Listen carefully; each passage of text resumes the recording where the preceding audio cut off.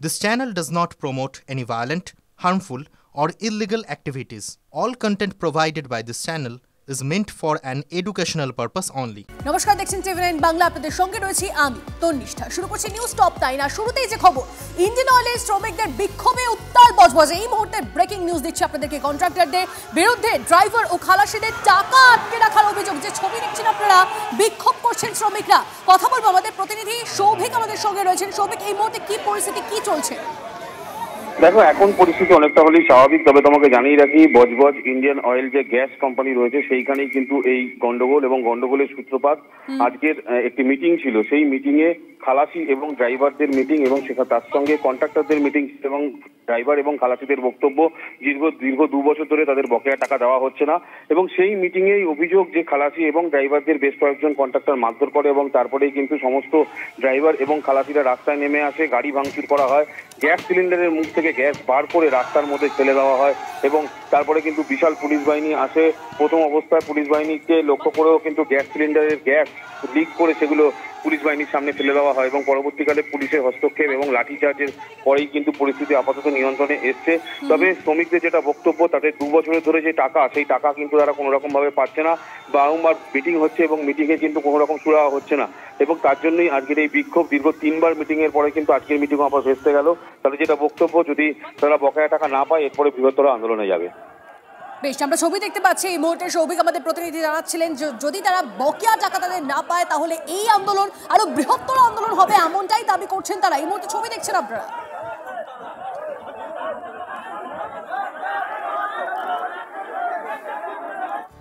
কলেজে গণধর্ষণ, তা নিয়ে তোলপাড় গোটা দেশ। আর তারই মধ্যে সেচ মন্ত্রী মানস ভূঁইয়া, তার মুখে আমরা শুনলাম ছোট্ট ঘটনা, পরে আবার বললেন সামান্য ঘটনা।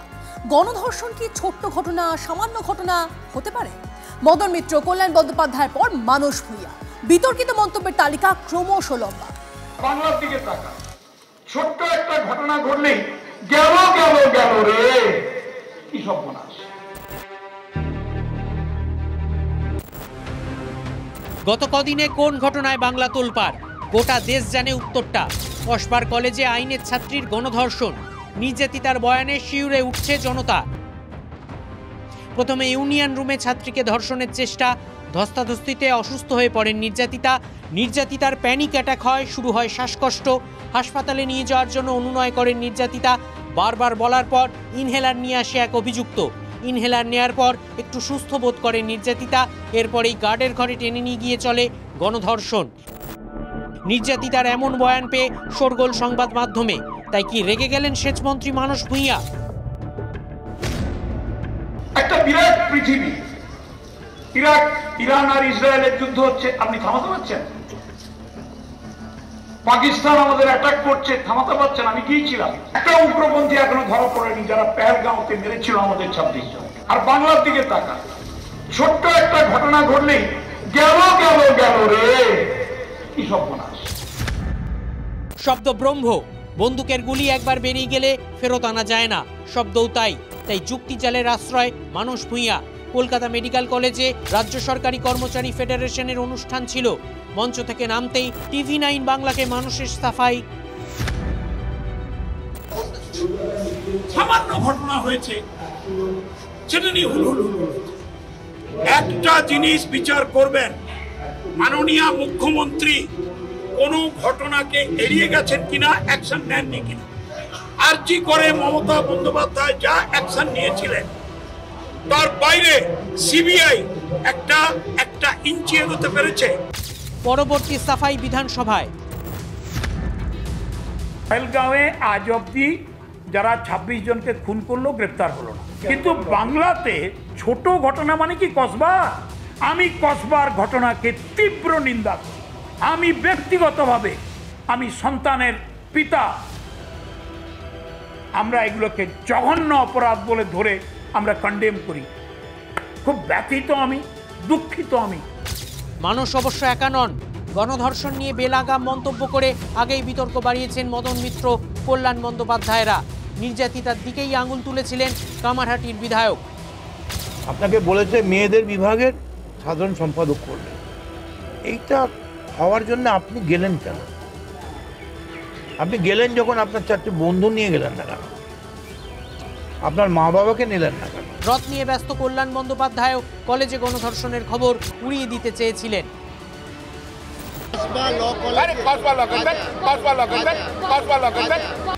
কল্যাণের তত্ত্ব ছিল বন্ধু বান্ধবীর সম্পর্ক। নিরাপত্তা সবই রয়েছে, কিন্তু একজন বন্ধু যদি বান্ধবীকে রেপ করে তাহলে সেখানে নিরাপত্তা কি করে দেবে বলুন তো আমাকে।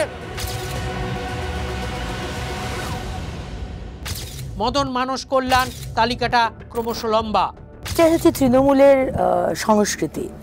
তৃণমূলের সংস্কৃতি এটাই যে মুখ্যমন্ত্রী বরাবর যেটা করে এসেছেন, যারা ধর্ষিতা হয়েছেন তাদের নিয়েই উনি সমালোচনা করেছেন। মানে প্রেম যদি কারুর থাকে তাহলে তাকে ধর্ষিতা হওয়াটা দ্যাট ইজ জাস্টিফাইড, এটা উনি বলার চেষ্টা করেছেন। বিরোধীরা বিঁধলেও কি বিতর্কিত মন্তব্যে রাশ টানবেন তৃণমূল নেতারা? সৌরভ দত্তর রিপোর্ট, TV9 বাংলা। বিজেপি শাসিত রাজ্যে বাংলার পরিযায়ী শ্রমিকদের ওপর অত্যাচার নিয়ে সরব তৃণমূল। এ নিয়ে মুখ্যমন্ত্রী আগেই বারবার ক্ষোভ প্রকাশ করেছেন। এবার সেই ইস্যুতে সুর চড়িয়েছেন তৃণমূলের রাজ্যসভার সাংসদ সামিরুল ইসলাম। তার অভিযোগ, রাজ্যকে না জানিয়ে শ্রমিকদের জোর করে বাংলাদেশে পাঠিয়ে দেওয়ার ঘটনা ঘটেছে। গুজরাট, মহারাষ্ট্র, ওড়িশার মতো বিজেপি শাসিত রাজ্যে বাংলাভাষী পরিযায়ী শ্রমিকদের আটক করা হচ্ছে বাংলাদেশি সন্দেহে। বারবার এমন ঘটনা সামনে আসার পর এ নিয়ে ক্ষোভ উগড়ে দিয়েছিলেন খোদ মুখ্যমন্ত্রী মমতা বন্দ্যোপাধ্যায়। আমাদের লোকেদের উপরে অত্যাচার হচ্ছে, অনেক কমপ্লেন আমরা রিসিভ করছি। বাংলায় কথা বললেই পরিযায়ী শ্রমিকদের উপর অত্যাচার হচ্ছে। তোমরা কেন আমার ভাই বোনের গায়ে হাত দেবে? পরিযায়ী শ্রমিকদের জন্য এ রাজ্যেই প্রথম তৈরি হয়েছে মাইগ্রেন্ট ওয়ার্কার ওয়েলফেয়ার বোর্ড। এবারে বাংলা থেকে যাওয়া শ্রমিকদের উপর অত্যাচারের ঘটনা নিয়ে সোশ্যাল মিডিয়ায় সরব বোর্ডের চেয়ারম্যান সামিরুল ইসলাম। তার সাফ অভিযোগ, ভোটে জিততে না পেরে বিজেপি শাসিত রাজ্যে বাংলা থেকে কাজ করতে যাওয়া শ্রমিকদের বাংলাদেশি বলে নির্যাতন করা হচ্ছে। বারবার হারার ফলে বিজেপি এটা বাংলার প্রতি বিদ্বেষ থেকে এটা করছে। বিজেপি তো হচ্ছে পুরো বাঙালি বিদ্বেষী একটা দল। তার ফলে দেখুন, সব কিন্তু বিজেপি শাসিত রাজ্যে বেশি করছে, এটা পুরো অর্গানাইজভাবে করছে। স্টেট গভর্নমেন্ট জানাচ্ছে। নিশ্চয়ই যদি ওপরে যদি কোনো ইনস্ট্রাকশন না থাকে বিজেপি দিক থেকে, তাহলে কিন্তু এটা কখনো করার কথা নয়। সামিরুলের অভিযোগ, আইন আদালতের তোয়াক্কা না করে রাজ্য প্রশাসনকে কিছু না জানিয়েই শ্রমিকদের জোর করে সীমান্ত পার করিয়ে দেওয়ার মতো ঘটনাও সামনে আসছে। ওরা 5 পুরুষ 6 পুরুষ পর্যন্ত ওদের সব ডকুমেন্ট ছিল। তা সত্ত্বেও যেখানে বাংলাদেশের কোনো সিকিউরিটি ফোর্স ছিল না, বর্ডার সিকিউরিটি ফোর্স ছিল না, সেইখানে মারতে একদম পুশব্যাক করে বাংলাদেশে পাঠিয়ে দেয়। কোন স্টেট গভর্নমেন্টের তরফ থেকে যখন বিএসএফকে চেপে ধরলাম যে কেন আপনারা আমাদের কোন আইনে আমাদের দেশের নাগরিককে আপনারা বাইরে পাঠিয়ে দিয়েছেন, তখন চাপে পড়ে ফ্ল্যাগ মার্চ করে আমাদেরকে খুঁজে আমাদেরকে ফেরত দিতে বাধ্য হয়। তৃণমূলের অভিযোগ, বাংলায় কথা বললেই বাংলাদেশি তকমা লাগিয়ে দেওয়া হচ্ছে। বাংলা ভাষায় কথা বলা কি অপরাধ? বাংলা ভাষায় কথা বললেই বাংলাদেশি বলে দেওয়া, তকমা দিয়ে তাকে আটকে দেওয়া হচ্ছে। বাংলা দেখলেই অত্যাচার করতে হবে, তাহলে বলে দিন বাংলা নিষিদ্ধ। আপনারা ভাবুন, যে বাংলা ভাষাতে নেতাজি সুভাষচন্দ্র বোস, ক্ষুদিরাম বোসের মতো বিপ্লবী, যাদের জন্য আজকে ভারতবর্ষ স্বাধীন হয়েছে, সেই ভাষায় কথা বললে আজকে কোনো রকম ভেরিফিকেশন ছাড়া বাংলাদেশি টেকে দেওয়া হচ্ছে। মাইগ্রেন্ট ওয়েলফেয়ার বোর্ডের পোর্টালের মাধ্যমে পরিযায়ী শ্রমিকদের তথ্য একত্র করার কাজ শুরু হয়েছে এ রাজ্যে। এখনো পর্যন্ত পাওয়া তথ্য অনুযায়ী ভিন রাজ্যে কাজ করতে যাওয়া এ রাজ্যের মানুষের সংখ্যা 65 লক্ষ। ফলে পরিযায়ী শ্রমিকদের উপর অত্যাচারের অভিযোগ নিঃসন্দেহে রাজ্যের বিরাট সংখ্যক মানুষকে প্রভাবিত করেছে। আর সেই ইস্যুকেই হাতিয়ার করে রাজনীতির ময়দানে নেমেছে তৃণমূলও। Bureau report, TV9 Bangla. চিকিৎসক দিবস আর এমন দিনে এমন প্রতিবেদন দেখাতে হবে, এটা অভাবনীয়, কিন্তু করতেই হচ্ছে, কারণ এর সঙ্গে সাধারণ মানুষের বৃহত্তর স্বার্থ জড়িত। উত্তর 24 পরগনার পানিহাটির বিশ্বজিৎ দাসের অভিযোগ, হার্নিয়ার বদলে অ্যাপেন্ডিক্স অপারেশন করেছেন চিকিৎসক। চাঞ্চল্যকর এই অভিযোগ ওঠায় শোরগোল স্বাস্থ্য মহলে। তদন্ত করে যথাযথ ব্যবস্থার আশ্বাস দিয়েছেন মুখ্য স্বাস্থ্য আধিকারিক। হার্নিয়া অপারেশন হয়নি, হার্নিয়ার জায়গায় বসে আছে। তা উনি কি অপারেশন করেছেন আমি জানি না, আমার পেটের নিচটা কেটে উনি অপারেশন করে দিয়েছেন। সরকারি হাসপাতাল থেকে রোগীকে নার্সিংহোমে পাঠানো,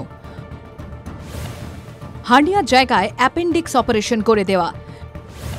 স্বাস্থ্যসাথীর টাকা হাতাতে জেনে বুঝে ভুল অস্ত্রোপচার। একের পর এক মারাত্মক অভিযোগ উঠল উত্তর 24 পরগনার পানিহাটি এক চিকিৎসকের বিরুদ্ধে। 1 জুলাই চিকিৎসক দিবসে সেই অভিযোগ সামনে এসেছে। ভুক্তভোগী রোগী এবং চিকিৎসক দুজনেই বিশ্বজিৎ দাস।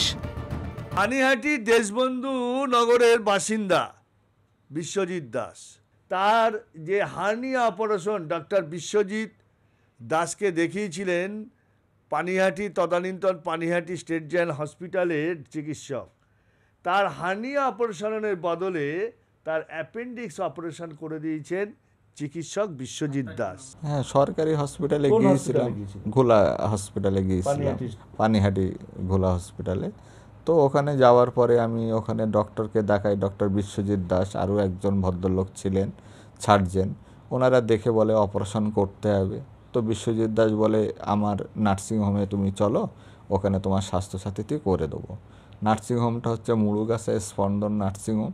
ওখানে যাওয়ার পরে উনি ফার্স্ট টাইম আমাকে অপারেশন করেন, বলেন যে 6,000 টাকা তোমাকে ক্যাশ দিতে হবে আর স্বাস্থ্যসাথী থেকে 15,500 টাকা আমরা কাটবো, কিন্তু তোমার যে অপারেশনটা হার্নিয়া হবে আমরা হার্নিয়াটা করে দেবো, কিন্তু ডকুমেন্টসে তোমার অ্যাপেন্ডিক্স হবে। 1-1.5 মাস আগে আলট্রাসাউন্ড করলাম, করার পরে বলল যে আপনার হার্নিয়া অপারেশন হয়নি, হার্নিয়ার জায়গায় বসে আছে। এই অভিযোগের প্রেক্ষিতে আমরা যোগাযোগ করি চিকিৎসক বিশ্বজিৎ দাসের সঙ্গে। আপনার স্পন্দনে নার্সিংহোমে পানিহাটি হাসপাতালের একজন রোগী হার্নিয়া অপারেশন করতে গিয়েছিল, সেই হার্নিয়ার জায়গায় আপনি তার অ্যাপেন্ডিক্স অপারেশন করে দিয়েছেন, এমনটাই অভিযোগ। আপনি এসে আমার সঙ্গে কথা বলবেন। কোথায় যাব? আপনি এসে কথা বলবেন। কোথায় যাব বলে দেবো আমি। যে নম্বরে আপনি কল করেছেন সেটি বর্তমানে ব্যস্ত আছে, অনুগ্রহ করে কিছুক্ষণ পরে চেষ্টা করুন। ঘটনা অজানা নয়, জেলা স্বাস্থ্য আধিকারিক সমুদ্র সেনগুপ্তর। এ বিষয়ে কার্যত বোমা ফাটিয়েছেন তিনি। আমার নির্দেশে তার বিরুদ্ধে একাধিক অভিযোগের তদন্ত চলছে এবং তদন্ত প্রক্রিয়া যাতে প্রভাবিত না হয় সেজন্য ওনাকে সাময়িকভাবে ওই হাসপাতাল থেকে সরিয়ে দেওয়া হয়েছে। উনি অন্য জায়গায় ডিউটি করছেন। আমাদের প্রাথমিক তদন্ত শেষ হলে আমরা আশা করছি শিগগিরই শেষ হয়ে যাবে। আমরা গোটা বিষয়টা আমাদের স্বাস্থ্য ঊর্ধ্বতন কর্তৃপক্ষকে জানাবো, তারপরে তারা যা ভালো বোঝেন ব্যবস্থা নেবেন। বিষয়টার মধ্যে যেহেতু স্বাস্থ্যসাথী আছে সেজন্য আমাদের হয়তো আমাদের ডিএম স্যারের দিক থেকেও আরেকটা আলাদা করে তদন্ত হবে। পেশেন্টটাকে সম্পূর্ণভাবে সুস্থ করবার জন্য তার যা ট্রিটমেন্টের প্রয়োজন সেটা যেন অবশ্যই করে। যে এই সমস্ত ডাক্তারবাবুরা এটার সঙ্গে যুক্ত বা এইটার কাজের সঙ্গে যুক্ত তাদের অবিলম্বে চিহ্নিত করে তাদের বিরুদ্ধে আইনানুগ ব্যবস্থা নেওয়ার দাবি জানাই। আজ চিকিৎসক দিবস। প্রতিটি সরকারি প্রতিষ্ঠানে ডাক্তার বিধানচন্দ্রের এবং ফটো রেখে তাকে শ্রদ্ধা জানানো হচ্ছে। আর সেইখানে ডাক্তার বিশ্বজিৎ দাসের মতন চিকিৎসকরা কি করছে দেখতে পেলেন তো? মর্মান্তিক আজকের এই দিনের ঘটনা এই চিকিৎসক দিবসে। পানিহাটি থেকে বিশ্বজিতের সঙ্গে অনন্ত চট্টোপাধ্যায়, TV9 বাংলা।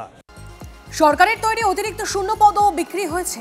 অতিরিক্ত শূন্যপদে নিয়োগেও লেনদেন হয়েছে, হাইকোর্টে দাবি করল সিবিআই। তবে শারীর শিক্ষা কর্মশিক্ষায় কতজন টাকা দিয়েছে সেটা এখনই পৃথক করা সম্ভব নয়, কারণ এফআইআর করতে আদালতের অনুমতি লাগবে, দাবি সিবিআই এর। প্রাথমিক নিয়োগ দুর্নীতি মামলায় আদালতের সমালোচনার মুখে সিবিআই। আপনারা গ্রেপ্তারের সময় এত তৎপর হয়ে ওঠেন, বিচার চলার সময় আদালতে হাজির হওয়ার সময় পান না। সিবিআই এর ভূমিকার সমালোচনা করে কড়া মন্তব্য বিশেষ সিবিআই আদালতের বিচারক শুভেন্দু সাহার। আজ প্রাথমিক নিয়োগ দুর্নীতি মামলায় রুটিন হাজিরা ছিল কয়েকজন অভিযুক্তের। শুনানি শুরুর সময় বিচারক তদন্তকারী অফিসার ও বিশেষ সরকারি আইনজীবীর খোঁজ করে। জানা যায় দুজনেই ব্যস্ত থাকায় অনুপস্থিত। এরপরই সিবিআই এর ভূমিকা নিয়ে ক্ষোভ প্রকাশ বিচারকের।